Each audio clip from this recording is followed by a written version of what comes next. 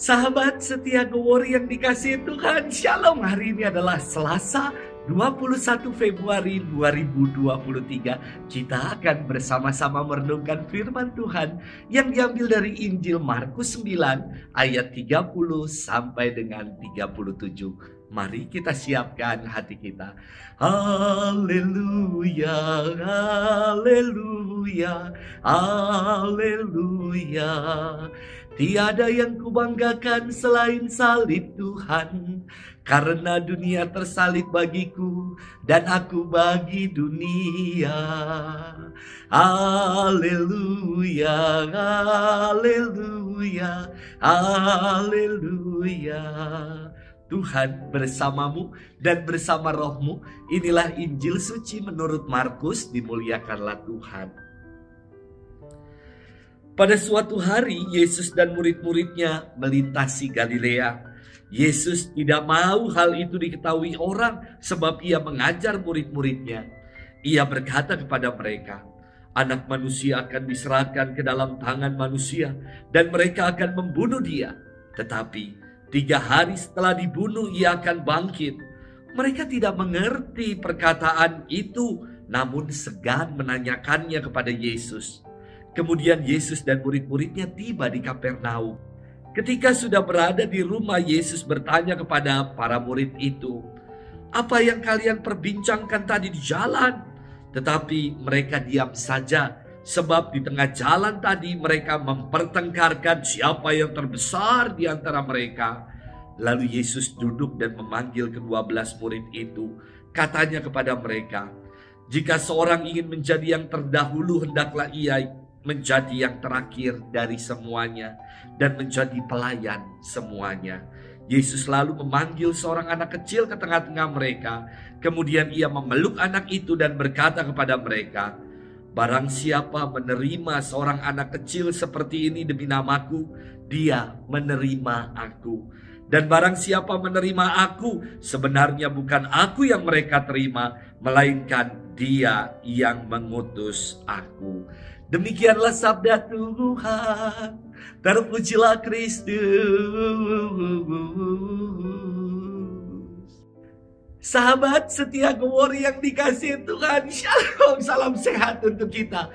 Akibat overconfidence ketika diminta misa di salah satu sekolah, ternyata saya malah salah sekolah. Nama sekolahnya sama, tetapi yang meminta misa ternyata sekolah yang satunya lagi. Padahal saya udah ditawari jemputan, namun karena malulah masih muda masa dijemput-jemput, malah keliru. Sekarang saya selalu tanya detail kalau diminta misa dan minta tag location supaya enggak salah lagi.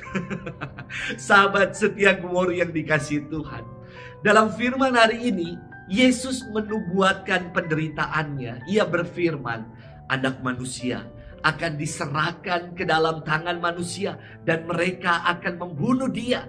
Tetapi 3 hari setelah dibunuh ia akan bangkit. Para murid tidak ngerti maksud perkataan itu dan segan untuk menanyakannya. Mungkin kita juga nggak habis pikir dan tidak mengerti. Kenapa ya? Kok Tuhan harus menderita? Mengapa Tuhan kok malah mati? Dan mengapa ia harus memikul salib untuk menebus segala dosa-dosa kita?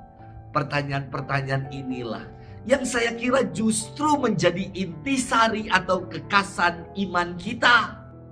Bahwa Allah yang kita imani adalah Allah yang murah hati, adalah Allah yang solider dengan kita manusia.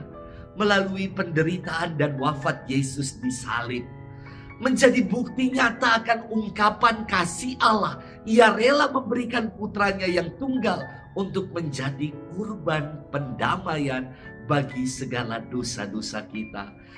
Kata kurban berakar kata Ibrani korban. Artinya adalah dekat. Melalui kurban Kristus di atas kayu salib menjadi pendamaian yang mendekatkan kembali relasi kita dengan Allah. Sahabat setia Gowori yang dikasihi Tuhan, penderitaan berakar kata Sanskerta dira yang berarti menahan, menanggung sesuatu yang tidak menyenangkan. Sebagai orang beriman, makna penderitaan seharusnya tidak terlepas dari penderitaan Yesus di atas kayu salib. Artinya, setiap derita yang kita alami, kita yakini kalau Tuhan turut memikul, Tuhan turut menanggung bersama dengan kita. Jadi, janganlah kita mudah mengeluh ketika harus berpeluh. Janganlah kita lelah walaupun disesat. Dan jangan pernah menyerah ketika kita menderita, sebab Tuhan senantiasa beserta kita. Selamat bermenung, dan Tuhan memberkati kita selalu. Dalam nama Bapa dan Putra dan Roh Kudus. Amin.